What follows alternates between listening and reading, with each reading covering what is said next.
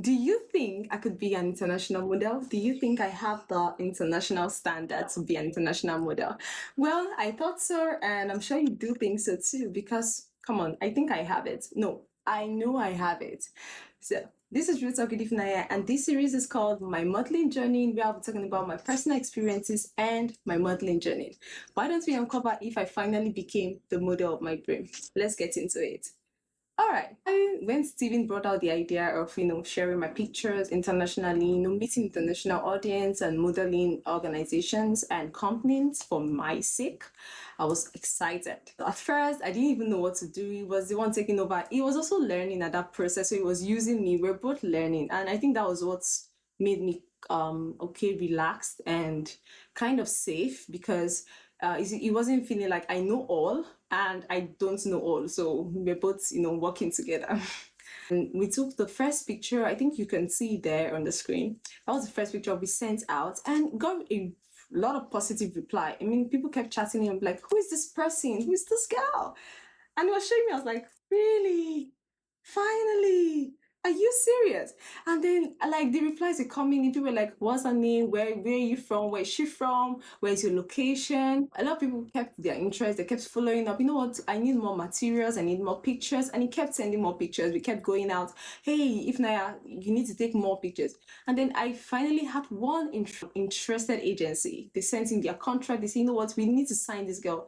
The agency don't have any black model then in their agency. So I was going to be the first black model in the agency. I was really excited because I love representing things. I love being able to, represent my culture, my country. I just love to represent things. Like I've always dreamed to be an ambassador. So I think it's out of the feeling of representation. So when I heard that I was over the moon, I was like, really? At least I can set a precedent for others to come because I'm very sure that others will come. So I had this responsibility to set a precedent which others can come in. So we started chatting, we did a lot of video calls, they were talking to me, asking me some personal questions. I was in school, they kept asking me, hey, you're in school, you're a student, do you think you wait till you graduate or do you think you could do it now? I said, you know what, we have midterms, we have break, I could also suspend my study for a year. And so if it was really going to change my life, I'm serious about it. And they were really serious, they were excited, they wanted me on board and we kept communication, they sent in their contracts, we read it, I gave it to somebody I know who knows law, so I didn't want to sign up myself as something I don't know. Probably seriously, I know a lot of talks were happening. I just was trying to be very careful. I kept asking a lot of questions. They kept asking me a lot of questions and the rest. So then I didn't have an international passport, so that was the delay. So I was trying to do my international passport, but the process was tedious and very long. And at the point, these people stopped communication. And we kept chatting, no replies. I called, no replies. And I was like, what? When I'm finally getting to the last stage, you're now like no replies. I was really bothered. It really bothered me a lot because I once quenched this dream. I once said no more to this dream.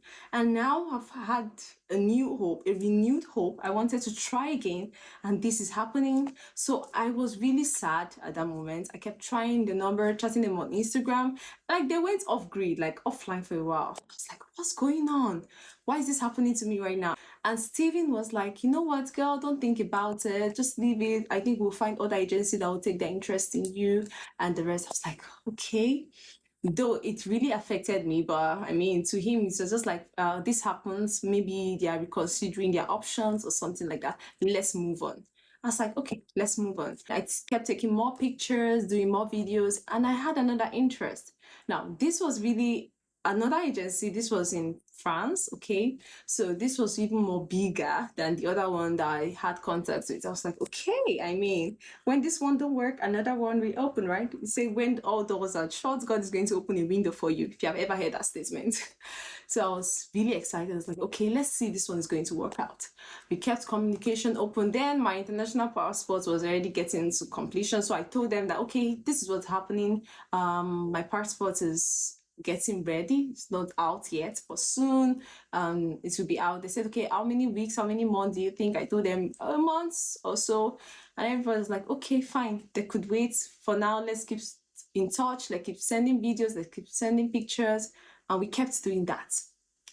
So this was happening. But then this was happening And something else did happen. The COVID started like late of 2019, and it really started in European countries from China to, and the news, the first wave of it came out, and they're like, no, what, we need to put a pause on you coming over for the fashion weekend. Now the fashion weekend of 2020. Yeah, so we need to put a pause. Let's see, with the news going about and the rest, let's see what we could do. I was like, okay, okay, I could do that. We could pause on it. For now, keep doing your thing, keep practicing. I say yes, all right, fine. So the pause turned to a long year of pause. And a lot of things happened during the COVID. A lot of people died, as we all know. And this affected me badly because the person who I was in contact with was no more, like died because of the COVID. So that was the end of it. Now, after 2020 pass, 2021, people were just stepping into it. People were trying to be safe. And then when I reached out again, I heard the news. I was like, oh my God, why? When I chatted them and they sent me that text, okay, they don't know me. The new person in charge didn't even know me. That was what was funny. I mean, I sent him back the contract. I was like, okay, this is the contract I was about to sign. Yes, I was the only one that have signed. The agency have not signed. So I was in the process of sending it back so that they could sign and I could have a copy and they could have a copy. But then the COVID happened. They said, let's take a break. We took a long break. And then after the COVID, I was like, okay, where is the future for me in modeling? Is there something that's going to happen to me? So when I reached out, the guy was like, I'm so sorry. Right now, we're currently restructuring. We're not looking into bringing any new faces. I don't even know you. The person who you had the communication with is no more. And now we're just trying to restructure our organization, our agency. I'm so sorry, but no, we are not interested. That was it. And that closed that door. That was another door that got closed in the span of, I wouldn't say 2 years. Yes, 2019 and 2020, but it was in the same. I was like, really? I understood very well where they were coming from. It's not their fault. It's not my fault. Neither is it their fault for what happened. But I felt really bad. This really destroyed my self-confidence. I was angry. I was really angry. I was sad. I was like, you know what? I think this is the end. I'm done. I mean, I've tried my best. I've tried to come out again to the light in modeling. I think it's time to, give it a space, just leave it and forget about it. That was what I thought. I was like, you know what, I'm done. I'm done.